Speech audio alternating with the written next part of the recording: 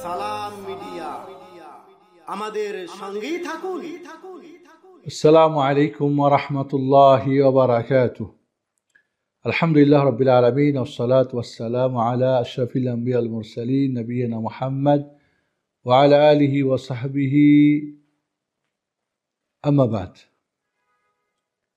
সম্মানিত উপস্থিতি প্রিয় ভাই বোনেরা, ইসলামিক খ্রিস্টান দাওয়াত সেন্টারের প্রশ্নোত্তর পর্বের আজকে আমাদের যে প্রশ্ন এসেছে সেটি হলো যে জুমার নামাজে আমি মসজিদে যাব, সেক্ষেত্রে অর্ধেক পথ আমি হেঁটে গেলাম আর অর্ধেক পথ আমি যানবাহনে গেলাম, সেক্ষেত্রে আমার অর্ধেক পথ হেঁটে চলার নেকি আর অর্ধেক পথ গাড়ি চলার নেকি পাবো না, বিষয়টা কি উনি জানতে চেয়েছেন।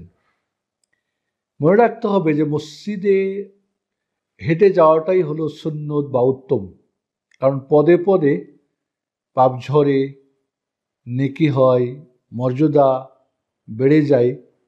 এটা পদে পদের সাথেই সম্পর্ক, যানবাহনে গেলে এটা হবে না।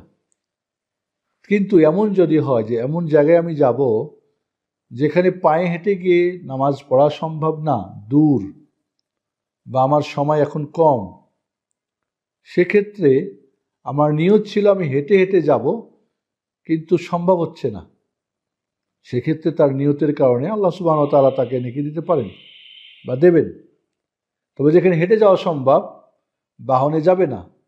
আর যেখানে হেঁটে এবং বাহনে, হয়তো আমি বাড়ি থেকে বের হলাম, রাস্তা পর্যন্ত হেঁটে, এরপরে আমি হয়তো ওইখানে বাহনে চড়তে হবে, হেঁটে যাওয়া সম্ভব না, বা গেলে সম্ভব হলো আমি হয়তো সুবিধার জন্যে বাহনে গেলাম, তাহলে বলবো যতটুকু হেঁটে আপনি গেছেন ততটুকু হাঁটার নেকি পাবেন, আর বাকিটুকু আপনি হেঁটে যাওয়ার যে পদে পদে যে একটা নেকি এবং পাপ ঝরে যাওয়া, মর্যাদা বেড়ে যাওয়া, সেটা থেকে বঞ্চিত হবেন।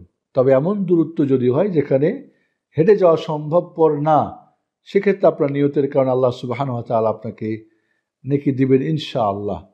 তবে আমরা চেষ্টা করব আগে ভাগে বের হয়ে হেঁটে হেঁটে যাওয়ার, আল্লাহর জন্য আমাদেরকে এই মসজিদে যাওয়ার যে সওয়াবটা, এটা যেন থেকে আমরা বঞ্চিত না হই। আল্লাহ সুবহানাহু ওয়া তাআলা আমাদেরকে সেই তৌফিক দান করুন, আমিন।